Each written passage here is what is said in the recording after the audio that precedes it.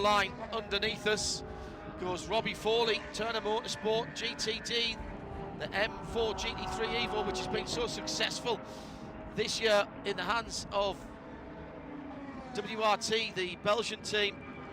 No better than 14th for Turner.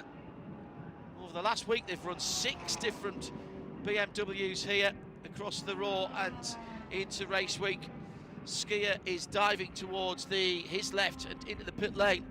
Maxi Goetz didn't improve the caught-off Mercedes. No, he did, up to 3rd position, excuse me.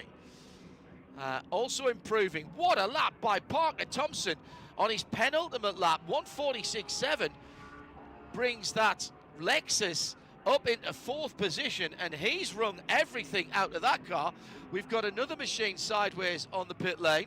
Another further row back for Inception and Fred Scharndorf, who had the best time for a wee while early on. 9th position for the number 70 Ferrari, and it's an all Ferrari row 5 with Daniel Serra for Conquest Racing, a 1/3 of a second.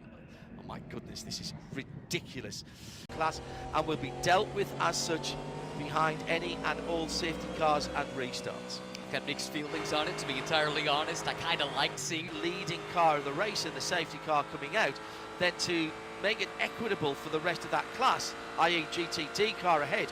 The whole GTD field went ahead of the whole GTD Pro field, and in fact that's how a standard GTD car won here a few years ago.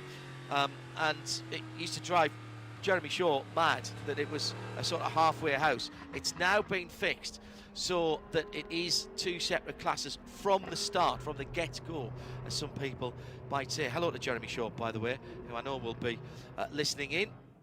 Thank you for all your hard work and for everything that you fired through as well. A little bit of a different vibe this year on the IMSA broadcaster team. However, we thank Jeremy for all of his hard work. And the exit of turn 1 into turn 2, I think, just where yeah, just can't see him. Yeah, just can't see him. I was about to say, it's unusual that you can't see Spike the Dragon. 34 seconds left. They might let this run, you know. Well, they hope so, because let's go back to that rule that we were talking about earlier. Good point. With a red flag, if this car brings out a red flag, this is 3rd place car. Exactly right. They are in a position to start from the inside of the front row as long as they're not credited with crossing the red. Nick Bull goes into... The Reds come out. The Reds come out. Nick Bull goes into 4th place, which will become 3rd position. Nick heading to United Autosports for this year in the number 2 car. So it will be United Autosports 1st and 3rd. That's interesting from race control. I think what they were doing there was letting people on a fast lap complete the lap. I kind of like that. They don't want to disadvantage anyone who was already beyond that spin when it happened. In qualifying, if you cause the red flag, you lose 2 fastest laps, your best 2 fastest laps. But I've got PJ still showing down in 6th position there, so I think that's been taken into account by the timing. Well, Daniel Goldberg, 1:38.678 for pole position for the number 22 of United Autosport, and he'll be heading to Mobile 1 victory lane. That's right, and they're, depending on the timing, might not be enough to get a 3rd lap in if they can even resolve whatever the issue might be. And what a heartbreak this is for BMW, which has had such a strong build up to this weekend. Oh, now was there a little bit of a helping hand as they came out side by side with the Whelen Cadillac? No, he's letting cars, including his teammate, go through. Then he let the Wayne Taylor Cadillac number 10 go through, and then the car almost ground to a halt. Cadillac, Lamborghini, wow, top 5 with 5 different manufacturers: ACURA, BMW, Porsche, Cadillac, Lamborghini, Cadillac, ACURA, Cadillac. Checkered flag is out. If you've got it, bring it right now. No sense in leaving it out there. And the Tom Blomqvist driven ACURA right up the tailpipes of the Lamborghini, heading towards turn 6 to go back onto the high banks. Might get a little bit of a drag, but is he being held up through the centre of the corner here? This is not a race. This is not a race. Dives down to the inside to get to the line, and Bortolotti blocks him, and there's a touch right front to left rear. My goodness me. I don't know if Bortolotti realised he was there or not. Now they're side by side. This will be slowing both of them down as they go down towards the Le Mans chicane.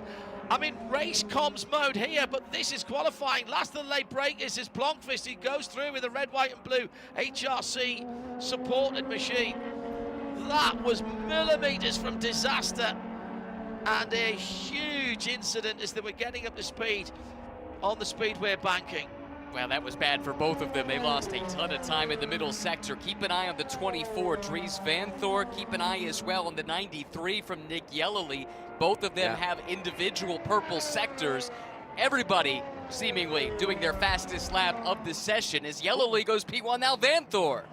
Well, Mirko Bortolotti saw the checkered flag, and Dries Van Thor's gone through with the new fastest time of a 1:33.895. Tom Blomqvist didn't bother finishing that lap. I think he knew that the game was up. BMW, pole position. Who was trying to make the point? Blomqvist trying to get through on his lap, but surely he must have known that he was going to lose time with the side draft. Two cars side by side are seldom as good as two cars nose to tail for both of the cars. Was Bortolotti making a point in that machine, the Automobile Lamborghini Squadra Corsa.